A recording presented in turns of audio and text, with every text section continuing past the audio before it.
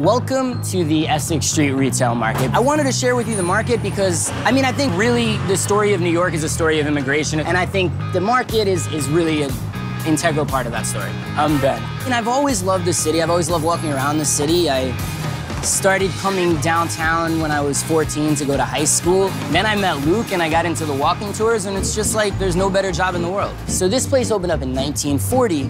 And if you were here in 1938, you see the people all over the street selling everything from olives to anchovies to eyeglasses to socks. And a lot of the store owners in the neighborhood were getting pissed off because they were, people with push carts. They didn't pay taxes. They didn't have to pay overhead.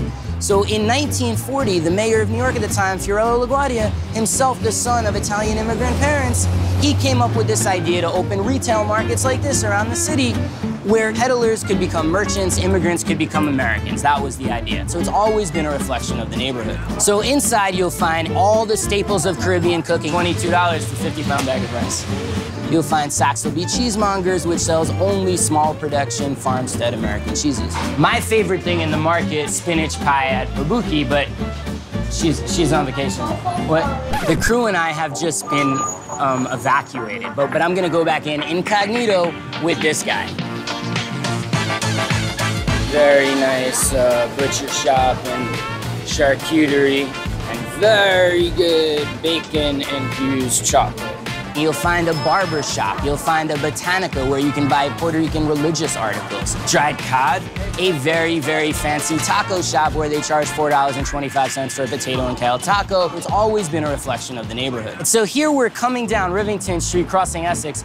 I really like this block because this block gives you kind of a nice sort of representation of at least 100 years of history on the Lower East Side. Perhaps my favorite thing in the neighborhood is Economy Candy right there. They've been around 90 plus years. And 90 years ago, this was a predominantly Eastern European Jewish neighborhood.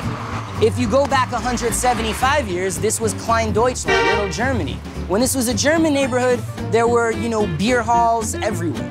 When this was an Irish neighborhood 30 years later, there were saloons everywhere. When it became a Jewish neighborhood, there were candy stores and soda fountains everywhere. And Economy Candy is this really amazing bulk candy store.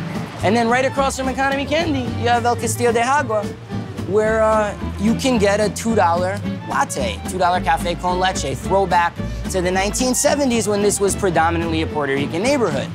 And then right over here, not such an affordable place, you have the Hotel on Rivington, where it's like a few $100 a night for a room. Some people in these buildings across the street who've been in their apartments 50, 60 years, they're paying $300 a month for their rent. So you got $300 a night, $300 a month. Maybe you'll check in if you're a wealthier person than I. But coffee breaks are not so long these days. I gotta finish this up and get back to the tour. Maybe I'll see you around.